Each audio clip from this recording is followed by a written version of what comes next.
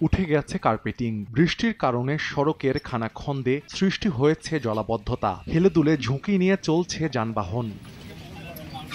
দীর্ঘদিন সংস্কারের অভাবে বেহাল দশা দিনাজপুর পৌরসভার বেশিরভাগ সড়কের। বিশেষ করে বাহাদুর বাজার, লিলির মোড়, রামনগর, পাটুয়াপাড়া ও লালবাগ এলাকার সড়কগুলোতে সৃষ্টি হয়েছে ছোট বড় গর্ত। চলতি বর্ষা মৌসুমে জলাবদ্ধতার কারণে ভোগান্তি আরও বেড়েছে বাসিন্দাদের। প্রায় ঘটছে দুর্ঘটনা, বিকল হচ্ছে যানবাহনও। মেইন যেসব রাস্তাগুলো, প্রত্যেকটা রাস্তার অবস্থা এত খারাপ এবং রাস্তার কাজ হচ্ছে খুবই ধীর গতিতে। সঠিকভাবে নিয়ম মাফিক শান্তি মতো বাইক চালাতে পারে না। গাড়ির পাতি ভাঙাচ্ছে, চাকা নষ্ট হচ্ছে, তারপর মনে করেন বেয়ারিং ভাঙাচ্ছে।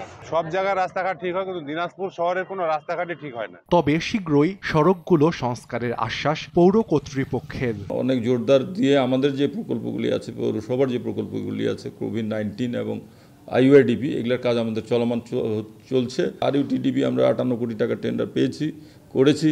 ইতিমধ্যে আমরা ইভ্যালুয়েশনের কাজ চলছে। আমরা আগামী হয়তো মাস খানেকের মধ্যে আমরা ওয়ার্ক অর্ডারে যাব। কর্তৃপক্ষের তথ্য মতে দিনাজপুর পৌরসভার 205 কিলোমিটার সড়কের মধ্যে চলাচল অনুপযোগী 115 কিলোমিটার অংশ। সময় সংবাদ, দিনাজপুর।